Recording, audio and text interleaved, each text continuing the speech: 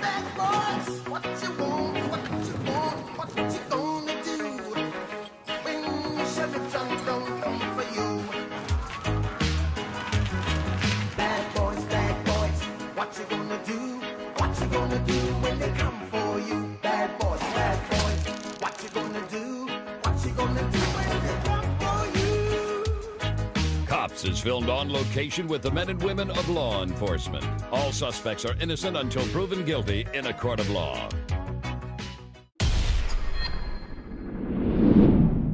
Fermi was just a normal firm to start off. They were on top. Everyone loved them. Nothing was suspected. Everyone just thought they'd keep doing well. Everything would stay the same. They offered affordable cars at good quality. They had their Euro, the E-Fizz, and the S-Truck. You know, what could go wrong? But things started to change. The Fermi we all knew and loved just wasn't the same. Sales started declining. They weren't making the money they used to. And don't even get me started on the S-Truck. That was definitely Fermi's weak point. But who would have done such a crime to Fermi? Like I said, they were everyone's friend. I mean, sure, they had some competition in the family segment, but they were never trying to hurt anybody. That's when week 5 hit. Net income was nearly split in half. They thought they could fix it with major upgrades on the Edge truck, but something went terribly wrong. Okay team, so this is what we know. Our victim is Firm E. Primary suspects are Firm A, B, C, and D. Firm A, let's begin. A direct competitor for both family and utility vehicles, and they really started to succeed when Firm E took a hit in week 5. And they ended up being the top seller for family vehicles by the end of this shindig. So, primary suspect, Firm A. Firm B, however, they competed in the family segment as well, but their primary focus was utility and their luxury vehicles. That being said, week 7, they created a truck to compete with Firm E, primary suspect. Firm C here, so far what we've collected is that they're really nice guys. They only had competition in the family segment, and that being said, they were never really a threat, but we're going to get an interview on them as well. And lastly, team, we have Firm D. Firm D and E never got along to begin with. They always had some beef from the start, and they could never be trusted, so let's make sure we get a really good interview on Firm D. That is all. That evening, we sat down and talked with Firm A. I know it doesn't look good, but I swear it wasn't us. I swear. Their utility vehicle started its downfall in week 4, not week 5. We didn't even pass it in sales until the last week. If we wanted to knock Firm E down sooner, we would have. You can't blame us. We just had a steady climb. It was just a little slower than everyone thought it would be.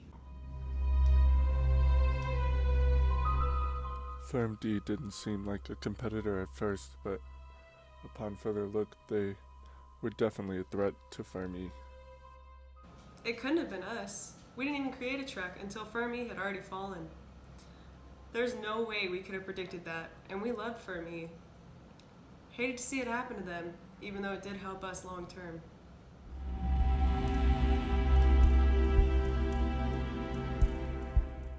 Even though Firm C didn't seem like much of a threat, we still had to interview them.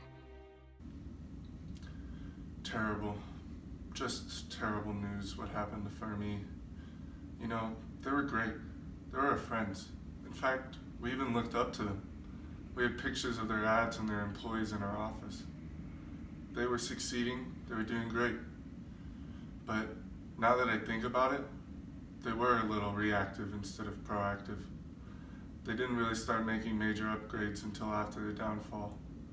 And it took them weeks to enhance their promotion and advertisement. It was just too little too late for them.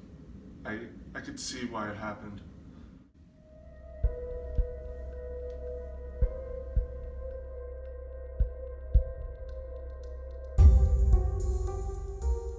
Yeah, we knew Firm E. So what? They were never really a threat to us. Why would we need to do anything to them? We were destined to do better than them. We were always on top. Sure, they had a good family vehicle, but our trucks were miles apart. They couldn't even compete. Our quality of car was so much better. They had a lower price, but that's not what the people wanted. The people wanted us. They were going to tank from the beginning. We knew that. You're wasting your time talking to us.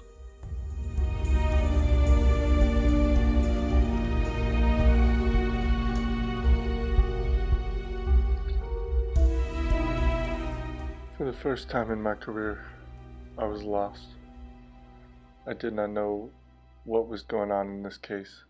We interviewed each firm, and they all checked out. They all had their alibi or no motivation to attack. I didn't know where to turn. I didn't know what else to look for.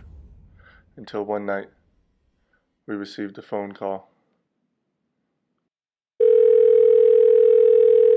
Hello, 911. What's your emergency? Hi, yes, I heard you were investigating the fall of Fermi, and I thought I might have some important information you'd want. Yes, we are. Go ahead. Alright, perfect. Well, you see, I was shopping for a car at Fermi last week, and I went into one of the employees' offices, and I noticed it was a little suspicious.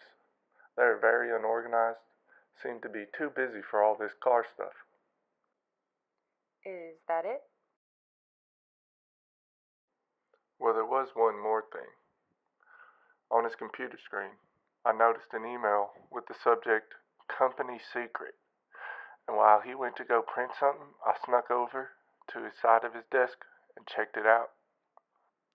You looked in his email? Well, it was open on his screen, and you know I love a good secret. But anywho, the email said two things. One, that he shouldn't be talking to any media about Fermi's current situation, and more importantly, he should never confess.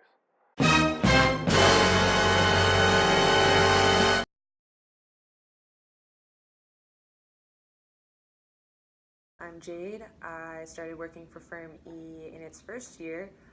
Everything seemed great. The employees were really nice. Sales were really high that first year, and overall the company culture was really great and welcoming. We had the goal to provide quality cars at an affordable price. We had our E-Fizz, which was targeted to families. That car had some minor upgrades during my time there, but nothing ever really major. It was the only car that was pretty successful throughout my entire stay with Firm E. We just kept improving quality, and overall it was a pretty successful car. We also had our Euro. For that we targeted enterprisers, and that car was the one that really took a hit in my 5th year with them.